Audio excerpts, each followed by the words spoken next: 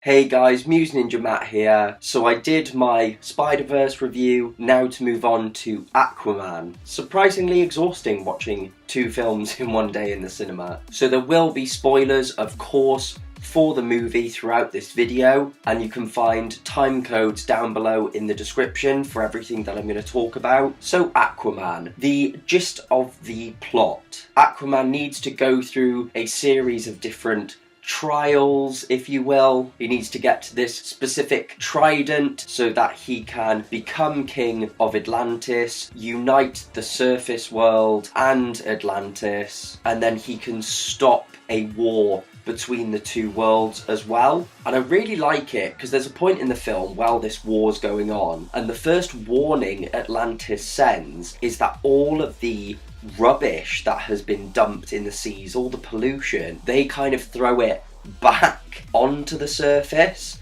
And I was like, wow, that's actually quite a cool theme to use. The plot's simple enough when you boil it down like that. And one thing that is really cool, this movie has two villains, but the characters all tie in well enough. The only thing I will say is, it's the classic trope, it's not just this film, it happens in a few films, but it's like, you need to get a trident, but first you have to go here, and then you'll be sent here, and it's one of those, it jumps about a lot, and the movie is very long, and I kind of realised it was a very long movie. So there are origins in this film for Aquaman, but we're basically given more the story of his parents, and then him growing up is told in flashbacks, and the flashbacks aren't forced in, they naturally occur. The tone of this movie is wonderful because it's light-hearted, it's fun, it's what a comic book movie should be. I still think Wonder Woman is better than this film, but this is definitely second to Wonder Woman as far as the DC films go. This, to me, from a Marvel point of view, kind of felt very much like a Thor movie with hints of Black Panther in it as well. The humour in this film is great because they don't actually force jokes in. The humour's very slight and it's used well throughout the movie, which I was very happy about. The music as well is just epic. I love all the orchestral stuff. There's some rock music in there,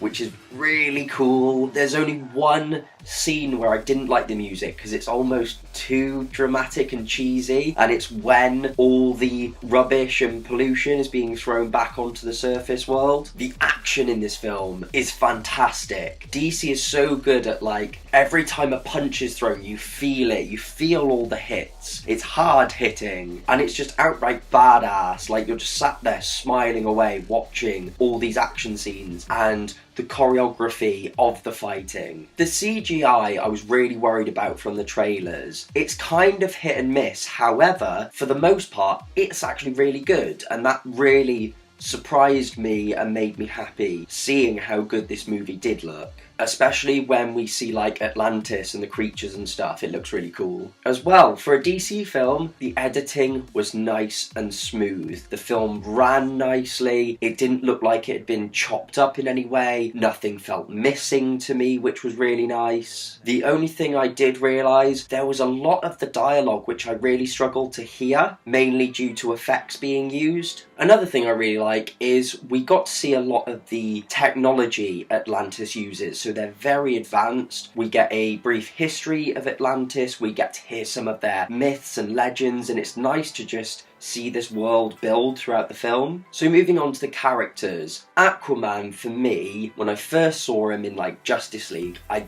really wasn't a fan, but over time, over the films, and now in his film, he's becoming more and more like the comic book character we know. The suit looks incredible. The only thing I'm kind of not on board with is how bro-ish he is. He's like a college frat kid that you'd see in, like, cheesy American movies, and to me that just isn't really Aquaman. Mera is probably, like, my favourite character in this. Her power set and the way she uses it and the way she fights is just really fun to watch. And in actual fact, her and Aquaman just bounce really well off of each other. Two characters I didn't even know were in the film. We've got Willem Dafoe and Dolph Lundgren are both in this movie. Willem Dafoe plays Volko, and he's actually a good guy. He's like an ally of Aquaman's that's trying to help him take the throne. Weird seeing Willem Dafoe as a good guy. Then we've got Nereus, I think is how you pronounce it, who's Dolph Lundgren's character, and he's Mera's father. He doesn't do a lot in the movie, but what I like is he's a classic case of, even if he's doing bad things, he always cares about his daughter. We've got Orm,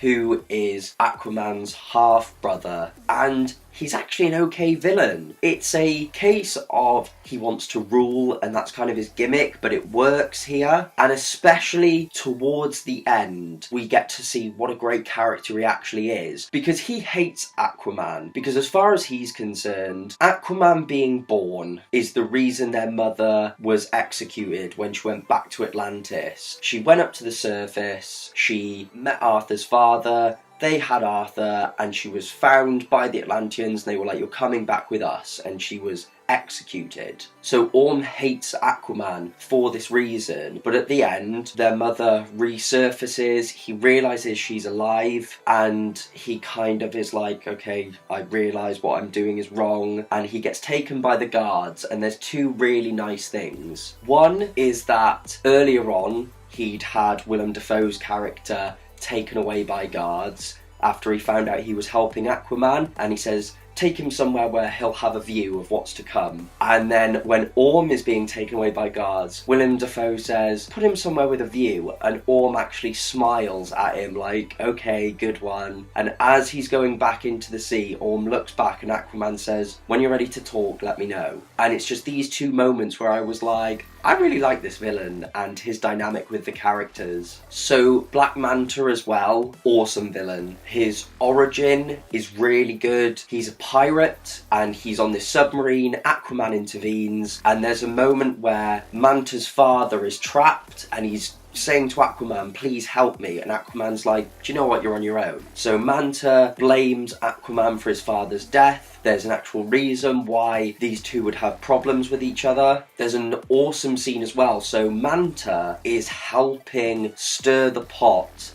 for Orm, so that Orm can justify going to war with the surface world. But there's a scene where he gives Manta all these different bits of armour and weapons from Atlantis, and we see him fashion it all into the Black Manta costume. And they even give a reason for the ridiculously big helmet, is because he uses a smaller one and it can't actually contain all the energies. So he's like, I'm going to need a bigger helmet. And we know from a post-credit scene he will be coming back, because he has a fight with Aquaman and he's just kind of defeated and gone, and they think he's dead. And we see him being saved later on. And part of me feels like Manta really didn't need to be in this film necessarily. However, now we've put in the work of his origin and his setup, when we do get a sequel and it's Manta versus Aquaman, we can just jump straight in, and I do like the thought of that. And Aquaman's parents, so we have Tom and we have Atlana, and it's Nicole Kidman and Django Fett.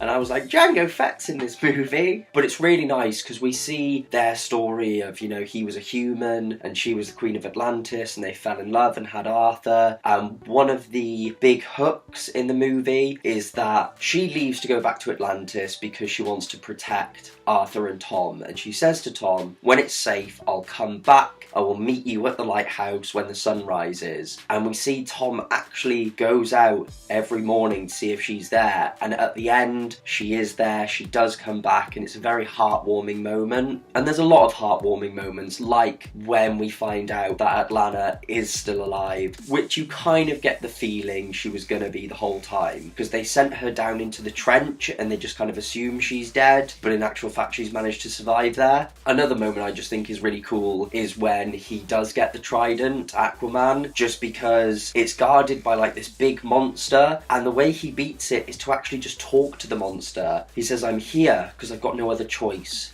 I need to save the people I love. So he's like, do you know what, screw you, I don't care, like I'm taking the trident, and he's able to wield it and get the power that it bestows upon him. With the ending, just epic as well. I said this about Spider-Verse, just a huge battle, and it's awesome. It just looks great, and you really feel just the scope of it all. Just really enjoyable. So with this film, really did enjoy it. Like I said, it's probably my second favourite DC film. At points it felt like, not that it was dragging, but it kind of really hit me that it is a long movie. But yeah, pleasantly surprised by Aquaman. Anyway guys, thank you so much for watching. Don't forget to like, comment and subscribe, as it really helps the channel out. Check out the links in the description down below. Don't forget to check out the whole channel, especially the playlists, and I will see all of you in the next one.